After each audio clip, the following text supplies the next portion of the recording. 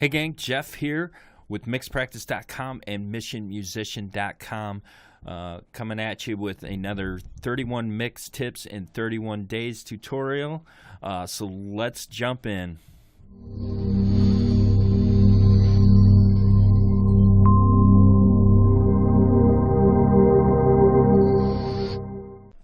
All right, in this video, I want to talk about snare drum processing.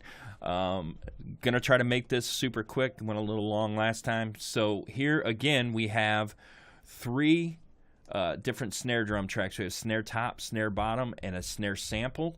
And I'm just blending in the sample just a little bit to give it a little bit more depth. Okay, I don't want to replace the snare drum. It doesn't sound horrific or anything. It doesn't sound fantastic.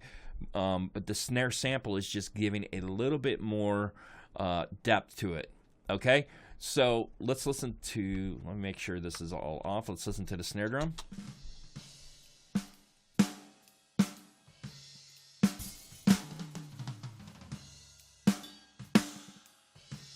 All right, so let's talk about how we can process it. Now, it's very similar.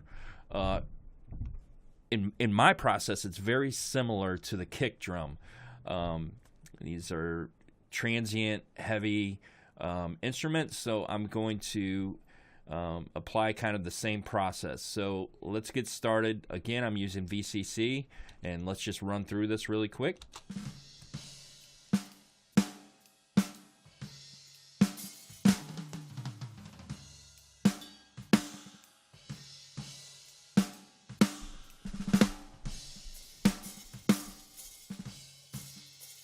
One of the things I'm noticing is it seems a little clicky for me, and I don't necessarily like that, but I don't want to take a lot of high end out of the snare drum either, so I'm going to try to fix that with compression in just a minute.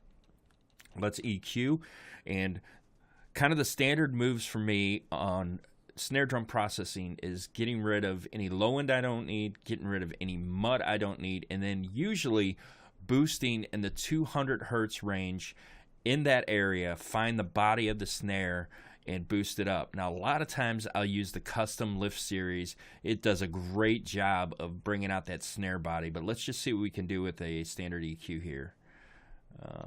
Here we go.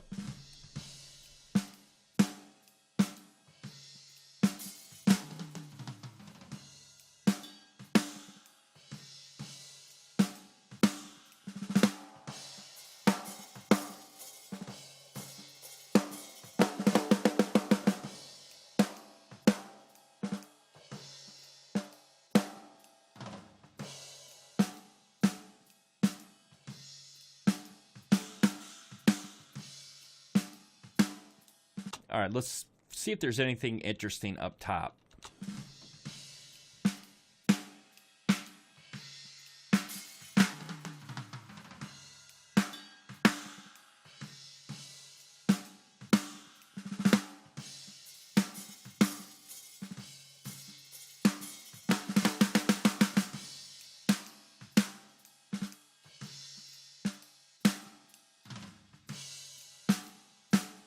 All right, so it ended up and boosted a shelf around 5K, and that really brought out the high end of the snare. Sounds good, but it's still a little clicky for me. Let's go and see if we can add some body to the snare here.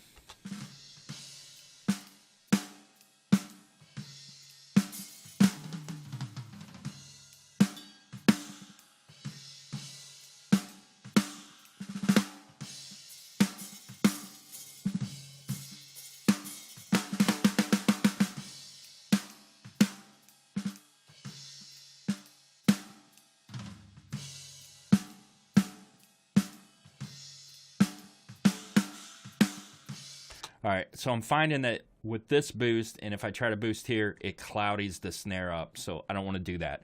All right, let's try to get rid of that click. I'm going to really crank down on this threshold and so I can hear the snare.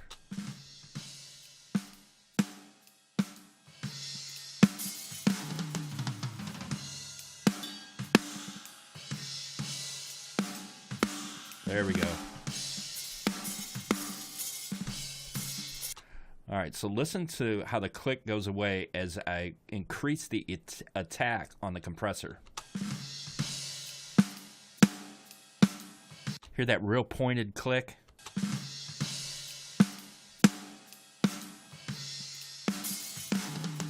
Now my snare is fatter, right? Because I'm taking a little bit of the attack off of it. All right, now let's dial in the threshold.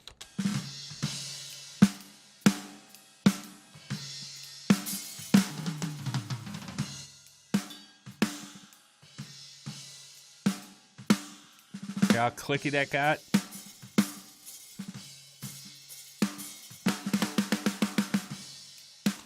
All right, so let's hear how that sounds now. Actually, let's just do a before and after here.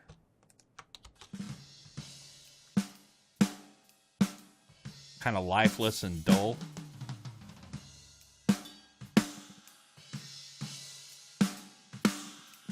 That sounds like a snare, right?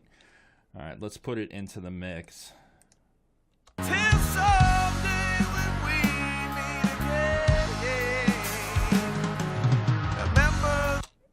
I think I need to turn these up, which is going to affect all of this. I should have done that beforehand. Maybe what we'll do is we'll just adjust the output of the compressor.